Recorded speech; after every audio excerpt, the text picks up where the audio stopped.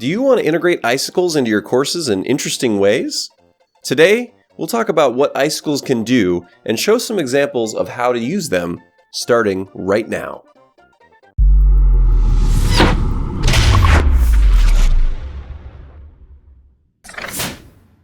We're going to focus on the falling icicles because, in my opinion, they are far more interesting than the ones that are just stationary, and there's a lot more that we can do with them. So let's start by talking about how do you activate the falling icicles? Well, there are two ways to get them to activate.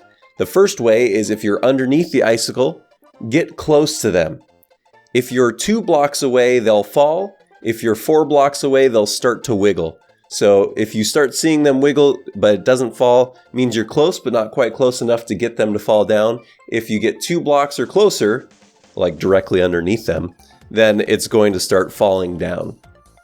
So that's way number 1, is by underneath. Way number 2 is actually stepping on top of the icicle. So if you stand directly on top, it will fall down. But if you are even 1 block away, there won't be any wiggling and there won't be any falling at all. So for this method, you have to be right on top of the icicle to get them to fall. If you run across, though, it'll still trigger it as well. So it doesn't matter what speed you're going, you can trigger it by touching it from the top.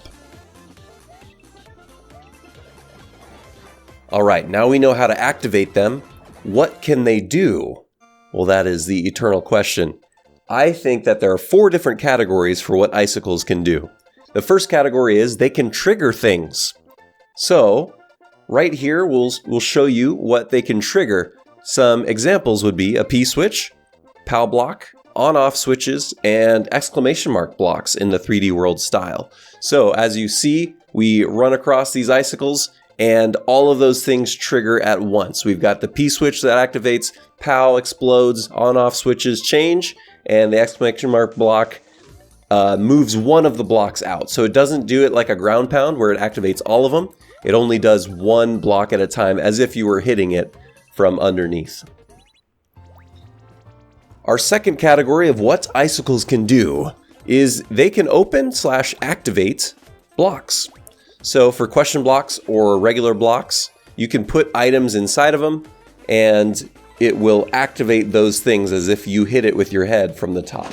So you can put in all sorts of goodies. You can do coins, power-ups, whatever you want to put in there, and it'll be activated as long as the icicle falls on top of that. So that is category number 2. Category number 3 is it can actually damage enemies, so you can kind of use it as a weapon. It can be used on anything except for munchers and thwomps, and you can do fun things like put a key inside of an enemy and make it retrieve it like that, or you can just use it as a boss fight mechanic. So we've got Boom Boom here. It would take 3 icicle hits in order to kill him, just like it would take 3 jumps on the head to kill him as well. So some interesting mechanics that way.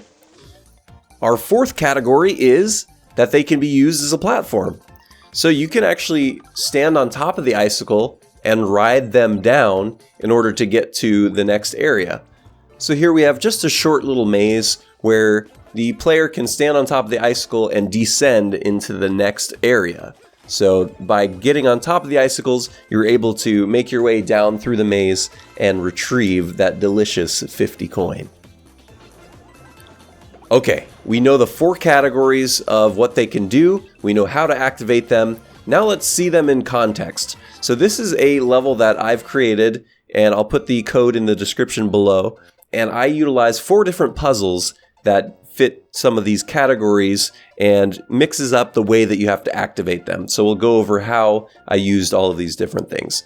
This is puzzle number 1, and we're utilizing it as a trigger. So the player needs to be underneath it in order to activate. There are quite a few, but obviously we're trying to hit that P switch in order to change the blocks into coins to progress through. So we have to activate on and off switch and then make sure that it hits the P switch.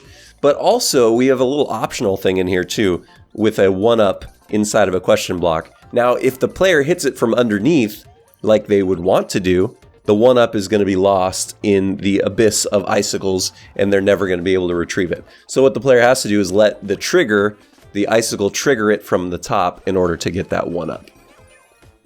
Puzzle number 2, we're using it to destroy blocks in order to give the player items. So we have to step on top of them.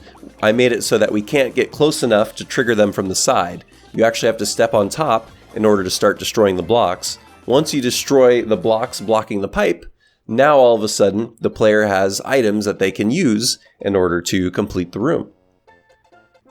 For puzzle number 3, we're using the platform category, but instead of for the player, we're actually doing it for the Koopa. So the Koopa needs to get from the top right all the way to the bottom right going through this maze, and the player has to run underneath in order to change where the icicles are. Now, the player doesn't need to make the icicle fall with the Koopa on top of it. Rather, they can just make it fall right before the Koopa gets to that point. But the dangerous thing is we actually combine 2 categories. So it's a platform, but it's also a weapon. So the icicle can kill the Koopa, and the player has to be very careful in order to not kill the Koopa and have to reset the room, but also get the timing right so that the Koopa progresses through the maze. Puzzle number 4. We utilize it again as a trigger. This time, we actually switch up between activating underneath and activating on top. So we have on-off blocks right underneath the icicles, and the icicles need to hit the on and off block, and we have to time our way so that we can get into the next area before it changes. So from the very beginning, we're activating it underneath, but then when we get to the second level, we have to activate it by stepping on top. And to get out is a little tricky because you have to run, activate it quickly, and jump through at the exact correct moment. What ideas have you gained from this video, or what ideas do you have with icicles that I didn't mention? Please let me know in the comments below. If you enjoyed this video, consider hitting the subscribe button and watch our Mario Maker 2 playlist in order to continue to make very interesting and intriguing levels. Thank you all so much for watching, and I will see you in the next one.